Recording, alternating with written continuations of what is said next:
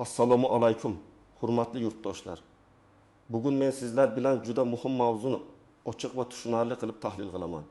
2026 yilda pensiyalar kamayishi haqidagi xabarlar, ayrim to'lovlarning bloklanishi, qoidabuzarlik aniqlanganda pensiya va nafaqaga qanday ta'sir qilishi hamda pensiya jamg'armasi bayonotlarida nimaga alohida e'tibor berish kerakligi haqida gaplashamiz.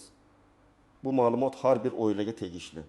Chunki deyarli har birimizning uyimizda pensioner ota-onamiz, buvi bobomiz, nogironligi bo'lgan yaqinimiz, boquvchisini yo'qotgan oila a'zosi yoki nafaqa oladigan qarindoshimiz bor. Birgina noto'g'ri hujjat. Vaqtida xabar qilinmagan o'zgarish yoki tizimdagi tekshiruv sababli to'lov vaqtincha to'xtashi mumkin. Shuning uchun videoni oxirigacha ko'ring. Hozirning o'zida kanalga obuna bo'ling, like bosing. Chunki men bunday masalalarni oddiy odam tushunadigan tilda amaliy misollar bilan tushuntirib boraman. Avvalgi tartibda ko'pchilik pensiya yoki nafaqani bir marta tayinlatib olgandan keyin endi bu to'lov doimiy ravishda hech qanday tekshiruvsiz kelaveradi deb o'ylardi. Masalan, odam pensiya chiqdi, ish staji va ish haqi bo'yicha hisob-kitob qilindi, pensiya miqdori belgilandi. Keyin har oy plastik kartaga yoki naqd ko'rinishda pul kelib turdi. Yoki nogironlik nafaqasi tayinlandi, boquvchisini yo'qotganlik pensiyasi belgilandi, bola parvarishi bilan bog'liq nafaqa ajratildi. Ko'pchilik uchun jarayon shu yerda tugagandek tuyulardi. Lekin hozirgi davrda davlat to'lovlari bo'yicha nazorat kuchaygan.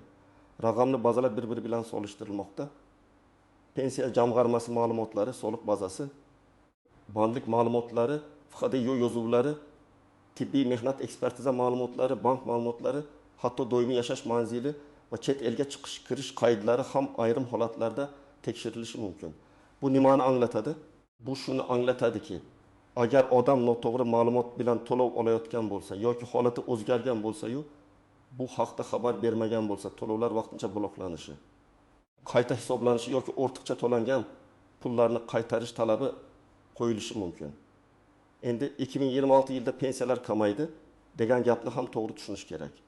Hamma pensionerlarning pensiyasi birdaniga kamayadi degan xulosa qilish noto'g'ri. Amalda ko'pincha kamayish deganda bir nechta holat nazarda tutiladi.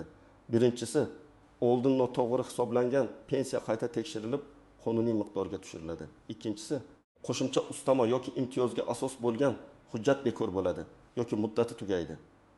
Uchinchisi, odam pensiya yoki nafaqa olish huquqiga ta'sir qiladigan o'zgarishni yashirgan bo'ladi. To'rtinchisi, yangi indeksatsiya yoki qayta hisoblash jarayonida ayrimlarda kutgandek o'sish bo'lmaydi. Natijada odam kamayib qoldi deb qabul qiladi. Aslida esa nominal summa kamaymagan bo'lishi ham mumkin. Lekin qo'shimcha to'lov olib tashlangan bo'lishi mumkin. Men avvalo eng muhim narsani aytaman. Agar siz pensiyani qonuniy tayinlatgan bo'lsangiz, hujjatlaringiz to'g'ri bo'lsa, yashash manzilingiz, oilaviy holatingiz, ish faoliyatingiz va boshqa ma'lumotlaringiz ochiq va bazalarda mos bo'lsa, ortiqcha vahimaga tushmang. Qoidaga rioya qilgan odam uchun tekshiruv qo'rqinchli emas. Tekshiruvning maqsadi ham aynan noqonuniy to'lovlarni aniqlash va haqqi bor odamlarning pullari o'z vaqtida yetib borishini ta'minlashdir. Birinchi toifa noto'g'ri yoki eskirgan hujjatlar asosida pensiya olayotganlar. Masalan, bir kishi 2020 yilda pensiyaga chiqdi. Uning ish staji 30 yil deb ko'rsatilgan. Keyinroq elektron arxiv tekshirilganda ma'lum bo'ldiki, 4 yil staj sifatida kiritilgan davrda korxona rasmiy faoliyat yuritmagan yoki badallar to'lanmagan. Agar qonunchilik bo'yicha bu davr stajga kiritilmasligi kerak bo'lsa, pensiya qayta hisoblanadi. Natijada oldin 2 million 700 ming so'm olayotgan odamning pensiyasi shartli ravishda 2 million 100 ming so'mga tushishi mumkin. Bu yerda davlat hammaning pensiyasini kamaytiryapti emas, balki aniq shaxs bo'yicha noto'g'ri hisobni to'g'rilayapti. Ikkinchi toifa nogironlik pensiyasi yoki nafaqasida muddati tugagan xulosani yangilamaganlar. Masalan, fuqaro 2 guruh nogironligi bo'yicha to'lov oladi. Tibbiy mehnat ekspertiza xulosasi 2026 yil 20 martgacha amal qiladi. Fuqaro esa qayta ko'rikka bormaydi yoki kechikadi. Bunday holatda tizimda asos hujjat muddati tugagan degan belgi chiqishi mumkin. Natijada aprel oyidagi to'lov vaqtincha to'xtaydi. Keyin fuqaro komissiyadan o'tib, nogironlik holati tasdiqlansa, ayrim holatlarda to'lov qayta tiklanadi va qonunda belgilangan tartibda o'tgan davr uchun ham ko'rib chiqiladi. Lekin odam vaqtida harakat qilmasa, o'zi qiynaladi. Uchinchi toifa Boquvchisini yo'qotganlik pensiyasi olayotgan oilalar. Bu yerda eng ko'p uchraydigan masala yosh o'qish holati va oilaviy o'zgarishlar bilan bog'liq. Masalan, marhum otaning farzandi yo'min-texij yoshgacha boquvchisini yo'qotganlik pensiyasi oladi. Agar u yo'min-texij yoshdan keyin kunduzgi ta'limda o'qisa, ayrim shartlar asosida to'lov davom etishi mumkin. Lekin bola o'qishni tashlab ketgan bo'lsa yoki sirtqi ta'limga o'tgan bo'lsa, bu ma'lumot yashirilsa ortiqcha to'lov yuzaga keladi. Keyin tekshiruvda aniqlansa, to'lov bloklanishi va ortiqcha to'langan summa qaytarilishi so'ralishi mumkin. 4-toifa manzilini, yashash holatini yoki chet elda uzoq muddat bo'lishini bildirmaganlar. Men bu yerda shuni aniq aytaman. Chet elga chiqishning o'zi hamma holatda pensiya to'xtaydi degani emas. Lekin ayrim to'lov turlari, ayrim ijtimoiy nafaqalar, doimiy yashash joyi, haqiqatda parvarish qilish, oilaning ehtiyojmandlik darajasi kabi shartlarga bog'liq bo'lishi mumkin. Masalan, bir oila kam ta'minlanganlik asosida nafaqa olayotgan bo'lsa, lekin oila a'zolaridan biri chet elda rasmiy yaxshi daromad topayotgan bo'lsa, bu ehtiyojmandlik mezoniga ta'sir qilishi mumkin. Yoki parvarish nafaqasi tayinlangan bo'lib, amalda parvarish qiluvchi odam boshqa davlatda yashayotgan bo'lsa, savollar paydo bo'ladi. 5-toifa rasmiy ishlash holatini yashirganlar. Ba'zi nafaqa turlari yoki qo'shimcha to'lovlar odamning ishlamasligiga bog'liq bo'lishi mumkin. Misol uchun, fuqaro ishsiz deb ko'rsatilgan, ijtimoiy yordam olyapti. Lekin soliq bazasida uning nomiga mehnat shartnomasi, xizmat haqi yoki yakka tartibdagi tadbirkorlik daromadi chiqyapti. Bunday paytda tizim avtomatik ravishda savol beradi. Fuqaro haqiqatan ham yordamga muhtojmi yoki ma'lumotlar yangilanmaganmi? Agar odamning haqiqatda daromadi oshgan bo'lsa, yordam to'xtatilishi mumkin. Agar ba'zida xatolik bo'lsa, fuqaro buni hujjatlar bilan isbotlashi kerak. Birinchi misol, onaxon 2.200.000 so'm pensiya olib yurgan. Unga qo'shimcha ravishda yolg'iz yashovchi pensioner sifatida ma'lum ijtimoiy yordam tayinlangan. Keyin tekshiruvda uning uyida voyaga yetgan. Ishlaydigan farzand doimiy ro'yxatda turgani aniqlangan. Bu yerda darhol onaxon aybdor deb bo'lmaydi. Balki farzand ro'yxatda turadi, lekin amalda boshqa joyda yashaydi. Balki ro'yxatdan chiqmagan. Balki onaxon haqiqatan yolg'iz yashaydi. Lekin tizimda mos kelmaslik chiqqani uchun to'lov vaqtincha tekshiruvga tushishi mumkin. Onaxon mahalla pasport ma'lumotlari haqiqatda yashash holatini tasdiqlovchi dalillar bilan murojaat qilsa, masala aniqlashtiriladi. Ikkinchi misol, erkak kishi pensiya chiqishda 36 yil staj ko'rsatgan. Eski mehnat daftarchasida yozuvlar bor. Lekin korxonaning muhrlari aniq emas. Avval pensiya tayinlangan, keyin arxidan ma'lumot so'ralganda 5 yil bo'yicha tasdiq topilmagan. Agar u fuqaro arxidan, sobiq korxonadan, sud orqali yoki boshqa qonuniy hujjatlar bilan stajni tasdiqlay olsa, pensiya saqlanadi yoki qayta tiklanadi.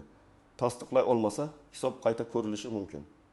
Shuning uchun eski mehnat daftarchani borku deb xotirjam bo'lish yetarli emas. Har bir yozuvning dalili bo'lishi kerak. 3-misol, boquvchisini yo'qotganlik pensiyasini olayotgan talaba 19 yoshda. U 1-kursda kunduzgi o'qishga kirgan, hujjat topshirgan va pensiya davom etgan. Lekin keyingi yili akademik ta'til olgan yoki o'qishni tark etgan. Agar bu haqda pensiya jamg'armasiga ma'lum qilinmasa, yana bir necha oy to'lov tushishi mumkin. Keyin oliy ta'lim bazasi bilan solishtirilganda bu aniqlanadi. Natijada talaba yoki uning vasiysi nega blok bo'ldi deb hayron qoladi. Sabab oddiy, to'lovga asos bo'lgan shart o'zgargan. 4-misol, nogironligi bo'lgan fuqaro qayta komissiyaga borishi kerak edi. U kasal bo'lib qoldi. Navbat ololmadi yoki hujjat yig'ishga ulgurmadi. To'lov kelmay qoldi.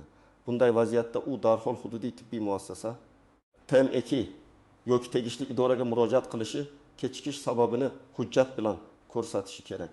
Chunki tizim insonning niyatini emas, hujjatning amal qilish muddatini ko'radi. Hujjat muddati tugasa, to'lovga asos ham savol ostida qoladi.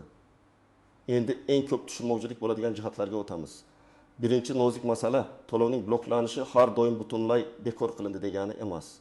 Bloklanish ko'pincha vaqtincha choradir. Masalan, bank kartasi bo'yicha identifikatsiya muammosi bo'lishi mumkin. Hujjatda ism, familiya xatosi bo'lishi mumkin. Pasport yangilangan, lekin ma'lumot tizimda yangilanmagan bo'lishi mumkin. Bunday holatda odam pensiyamni kesib tashlashdi deb vahimaga tushadi. Aslida esa ma'lumotni moslashtirish kerak bo'ladi. Ikkinchi nozik masala, pensiya miqdori kamaygandek ko'rinishi mumkin. Lekin aslida qarzdorlik ushlab qolinayotgan bo'lishi mumkin. Masalan, Avval noto'g'ri hisob tufayli 6 oy davomida har oy 30 ming so'mdan ortiqcha to'lov amalga oshirilgan. Umumiy ortiqcha summa 1 million 800 ming so'm bo'ladi. Qonuniy tartibda bu summa keyingi to'lovlardan bosqichma-bosqich ushlab qolinishi mumkin. Natijada fuqaro odatda 2 million 600 ming olgan bo'lsa, bir necha oy 2 million 300 ming oladi. U pensiyam kamaydi deydi. Aslida esa ortiqcha to'lov qaytarilmoqda. Bu juda muhim farq. Uchinchi nozik masala bank kartasi yoki hisob raqami bilan bog'liq blokrovka pensiya huquqi bilan bog'liq bo'lmasligi mumkin. Masalan, karta muddati tugagan, bankda identifikatsiya yangilanmagan, sud ijrosi bo'yicha qarzdorlik mavjud. Aliment yoki kredit masalasi bo'lishi mumkin. Ayrim to'lovlar qonun bo'yicha to'liq undiruvga yo'l qo'yilmaydigan darajada himoyalangan bo'lishi mumkin. Lekin bank yoki ijro jarayonidagi xatolik sababli odam pulini yecha olmay qolishi ehtimoli bor. Bunday paytda faqat pensiya jamg'armasiga emas, banka va majburiy ijro byurosiga ham aniqlik kiritish kerak. 4-nozik masala. Mahalladagi hamma aytyapti degan gap rasmiy manba emas. Men ekspert sifatida doim aytaman, pensiya va nafaqa masalasida og'zaki gapga ishonmang. 2026 yildan hammaning pensiyasi 20% kamayar ekan. Chet elga chiqqanlarning hammasiga to'lov to'xtarkan, ishlagan pensionerning puli bloklanar kabi gaplar ko'p tarqaladi. Har bir gapning huquqiy asosi bo'lishi kerak. Qaysi qaror, qaysi modda, qaysi sana, qaysi toifa? Shular bo'lmasa, bu faqat mish-mish. 5-nozik masala ishlayotgan pensionerlar. Ko'pchilik pensioner ishlasa, pensiyasi kesiladi deb o'ylaydi. Bu hamma holatda to'g'ri emas. Yoshga doir pensiya oluvchi ko'plab fuqarolar ishlashda davom etishi mumkin. Lekin ayrim qo'shimcha to'lovlar, kompensatsiyalar yoki ijtimoiy yordamlar ishlash holatiga bog'liq bo'lishi mumkin. Masalan, asosiy pensiya saqlanadi, lekin ehtiyojmandlik asosidagi qo'shimcha yordam qayta ko'rib chiqiladi. Shuning uchun ishlayapman, demak pensiyamni olib qo'yishadi deb qo'rqmang, lekin qaysi to'lov turini olayotganingizni aniq biling. 6-nozik masala. Vafot etgan shaxs nomiga to'lov tushishi. Bu juda jiddiy. Ba'zan qarindoshlar pensioner vafot etgandan keyin ham kartaga tushgan pulni ishlatib yuboradi. Baribir yaqinimizning puli edi deb o'ylaydi. Lekin huquqiy jihatdan vafot etgan kundan keyingi to'lovlarning tartibi alohida. Agar ortiqcha to'lov bo'lsa, uni qaytarish talabi qo'yilishi mumkin. Eng to'g'ri yo'l vafot holati bo'yicha FHDYO yozuvi rasmiylashtirilgach, tegishli idoralarga o'z vaqtida xabar berish, dafn puli, meros, olmay qolarkan, pensiya kabi masalalar qonuniy tartibda hal qilinadi. 7-nozik masala ishonchnoma orqali pensiya olish. Agar pensioner o'zi borib ola olmasa, ishonchnoma berishi mumkin. Lekin ishonchnoma muddati, pensionerning tirikligi, uning ro'ziligi, hujjatning haqiqiyligi muhim. Ayrim holatlarda ishonchnoma muddati tugagan bo'lsa ham qarindosh olib yurgandim deb pulni talab qiladi. Bu mumkin emas. Hujjat yangilanishi kerak. Endi eng muhim qism, agar pensiyangiz kamaygan bo'lsa, to'lov kelmay qolsa yoki karta bloklangan bo'lsa, nima qilish kerak? Men sizga aniq tartibni aytaman. Birinchi qadam. Vahimaga tushmang va aniq raqamlarni yozib oling. Oxirgi 6 oyda qancha pensiya yoki nafaqa olgansiz?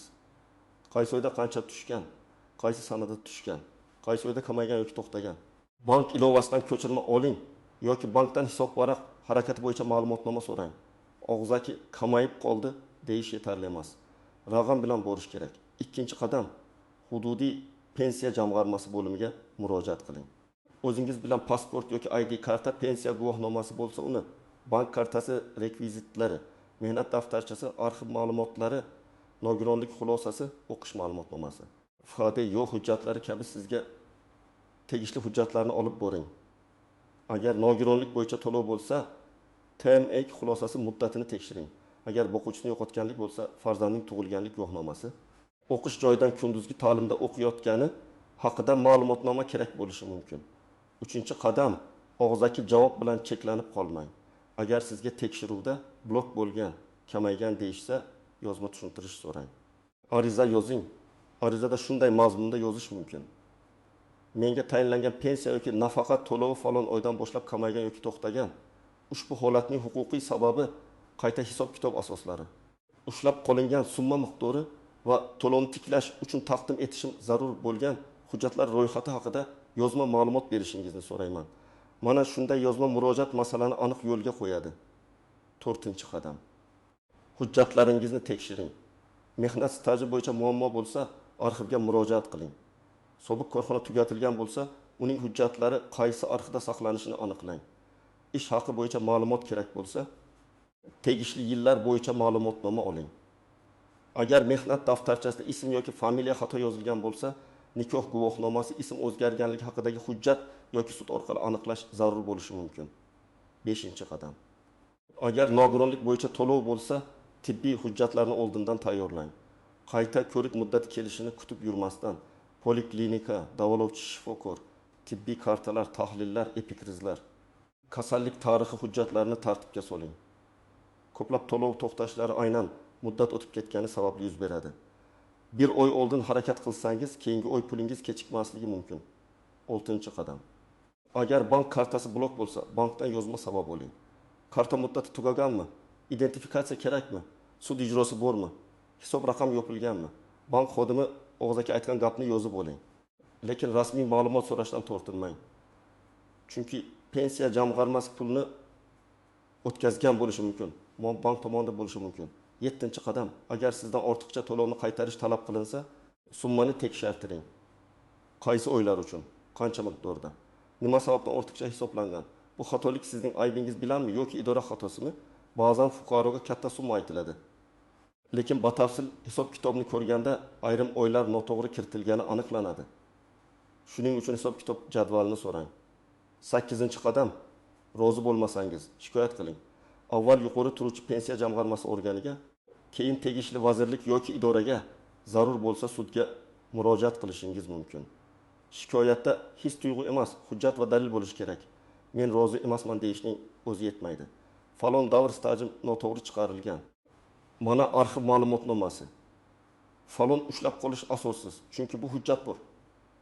O'qish holati davom etgan, mana universitet ma'lumotnomasi deb aniq yozish kerak. 9-qadam. Yaqinlaringizga tushuntiring. Ko'p pensionerlar hujjat ishlaridan qo'rqadi, navbatdan cho'chiydi.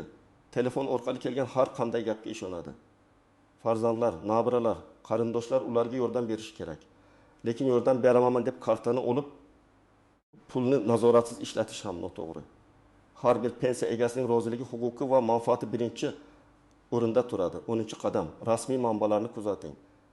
Pensiya jamg'armasining rasmiy axborotlari, hukumat qarorlari, davlat xizmatlari portali, mahalla va ijtimoiy himoya idoralarining rasmiy tushuntirishlari muhim. Telegramdagi noma'lum kanallar, qo'rqituvchi sarlavhalar va tez tarqating degan xabarlarga darhol ishonmang. Avval manbani tekshiring. Demak, 2026 yilda pensiyalar kamaydi degan gapni eshitganingizda birinchi navbatda umumiy vahimaga berilmang. Hamma to'lovlar kamayadi degan qo'yda yo'q.